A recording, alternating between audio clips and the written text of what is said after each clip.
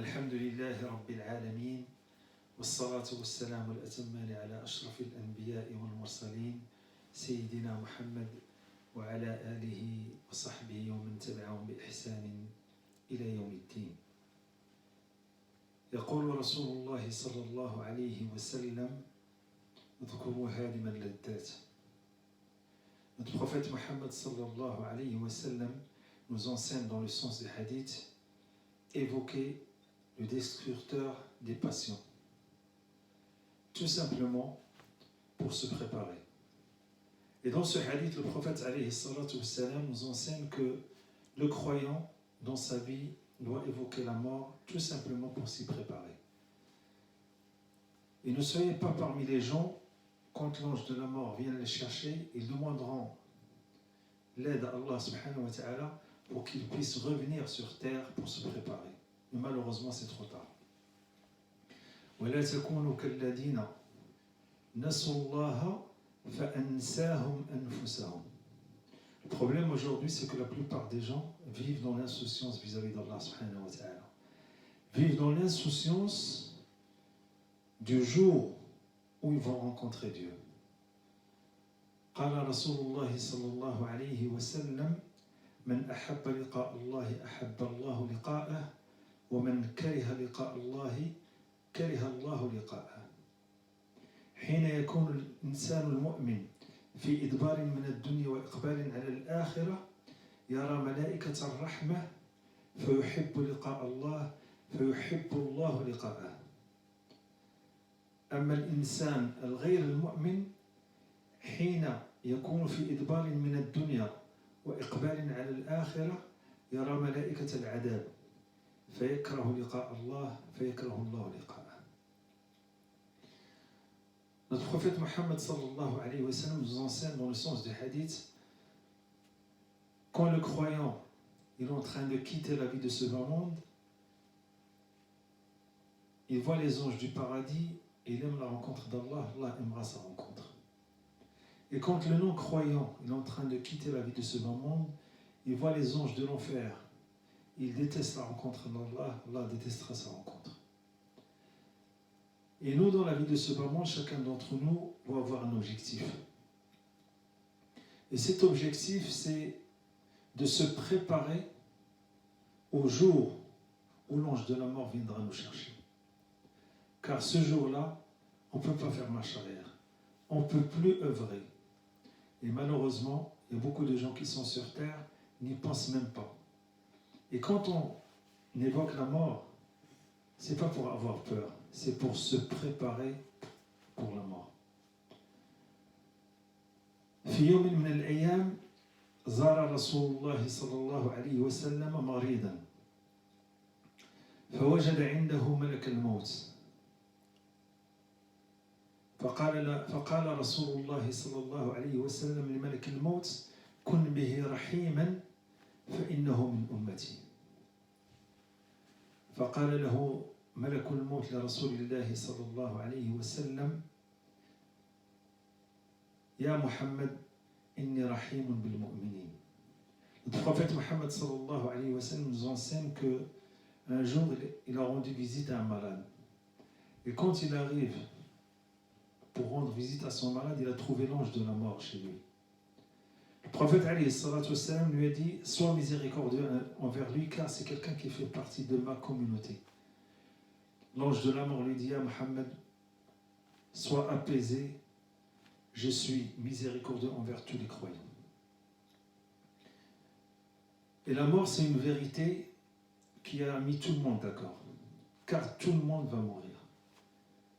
Mais la question que chacun d'entre nous doit se poser, qu'est-ce qu'on a préparé pour ce jour? Est-ce que vraiment, quand on est en train de mourir, Allah il est satisfait de nous ou Allah il est en colère d'après nous?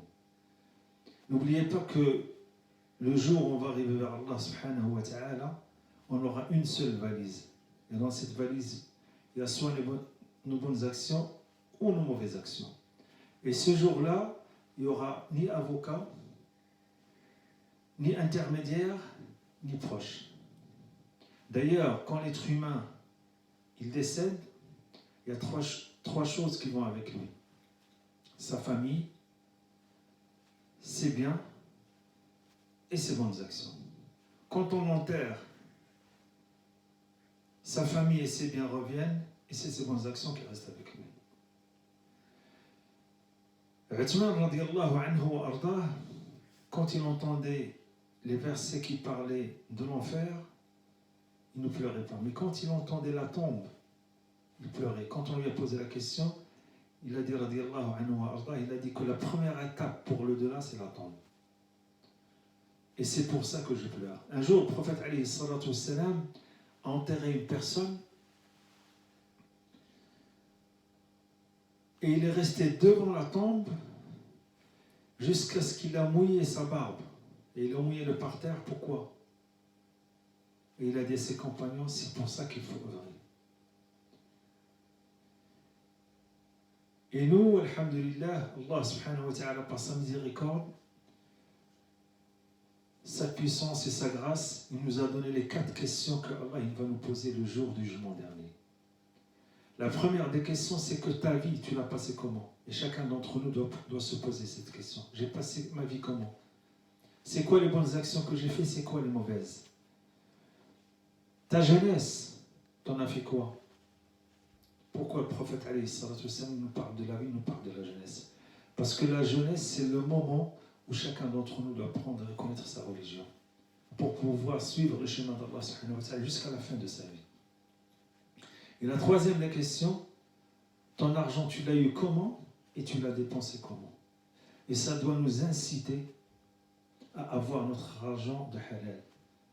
Parce que si ton argent n'est pas halal, aucune action n'est acceptée malheureusement.